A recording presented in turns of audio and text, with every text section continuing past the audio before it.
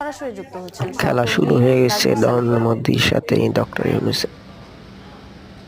সেই বৈঠকটি আসলে অবশেষে শুরু হলো এবং সেটি হচ্ছে ব্যাংকক সময় স্থানীয় সময় দুপুর 1টার দিকে নরেন্দ্র মোদী এবং ভারতের প্রধান উপদেষ্টা ডক্টর মোহাম্মদ ইউনূসের হোটেল সাংগ্রিলার তৃতীয় তলায় ওই পাশের রুমে আসলে বৈঠকটি চলছে। এই মুহূর্তে আমরা নিচে অপেক্ষা করছি, তবে বৈঠকে কী বিষয়ে আলাপ আলোচনা হচ্ছে সেটি অফিসিয়ালি একটি বক্তব্য দিবে প্রধান উপদেষ্টার প্রেস উইং থেকে। তবে আমরা বিভিন্ন সূত্র থেকে জানতে পারছি যে বাংলাদেশ ভারতের যে দ্বিপাক্ষিক যে সম্পর্কের যে বিভিন্ন ইস্যু রয়েছে সেই সমস্ত ইস্যু হয়তো আজকে আলোচনা হচ্ছে না, বা সেই ইস্যুতে আজকে খুব বেশি আগ্রহ নেই ডক্টর মোহাম্মদ ইউনূসের।